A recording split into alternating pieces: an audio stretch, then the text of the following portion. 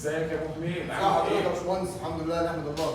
بص يا ابو حميد، انت صحيح من احسن زبايننا وراجل قديم معانا، ربنا يبارك بس انت عارف ان لما بيجي لنا اي ملاحظات على السوشيال ميديا بنهتم بيها وبنحب ان احنا نعرضها للناس. فانا كنت قلت لك قبل التصوير ان احنا جالنا 3-4 كومنتات كده، الناس بيقولوا ان احنا بنخرج الجيركن من منتج مايكاسيل بصعوبه والدنيا بتقع معانا، وفي ناس كتير قالت لا ده سهل. فاحنا حابين نعمل الموضوع ده عملي والناس تشوفه معاك ويثبت لهم الكلام ده، بس ما تجنناش عشان احنا يعني مع بعض كده. انا عايز اقول هو الموضوع مش عقبه يعني، ده بستيلا وجركن، يعني الموضوع اسهل ما يكون.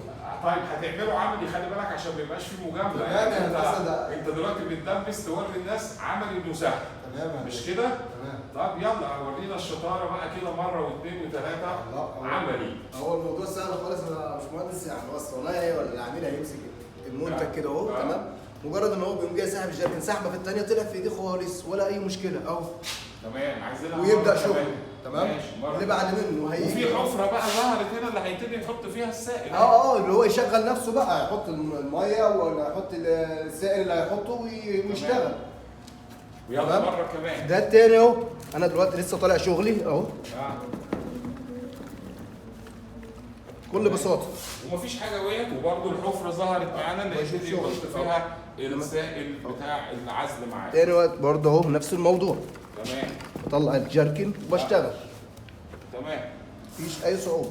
مفيش اي صعوبه في الموضوع. تمام. وظهرت معاه الحفره اللي هيحط فيها. الموضوع ما استغرقش يعني دقيقه، ما استغرقش 60 ثانيه. وبنرجع ناكد انت بتقلب بالقلاب الكهرباء. تمام. وبجهز المنتج بتاعي وبفرده على السطح المطلوب. وهو القلاب الكهرباء افضل من ان انا اقلب بخشبه، لكن واسهل بكتير. واسهل بكتير طب لو مفيش قلاب كهرباء؟ نتعامل يدوي بقى او خشبه او كده. باي حاجه، اي اداه يعني تسهل الموضوع. تمام. بس المهم لكن وجود معده اسهل بيسهل بكتير. تمام. لكن بنتاكد ان الخط لازم يكون 10/10 والدنيا مظبوطه. وزي ما قلت لحضرتك يا باشمهندس، الموضوع مش عقبه، هو ما استغرقش معايا 60 ثانيه. تمام زي الفل.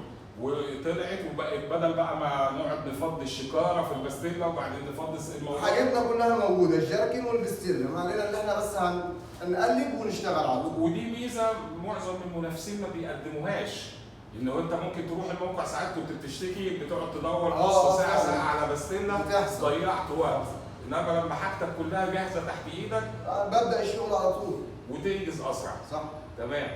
يبقى احنا اتفقنا ان مايكاسيل مفيش المشكله اللي اتعرضت، واحنا عملناها عملي قدام الناس. واللي ما كانش عارف ازاي الجيركن بيطلع، احمد النهارده ورانا الجيركن هيطلع ازاي. بكل صراحه يا باشمهندس الموضوع مش عقبه فعلا يعني.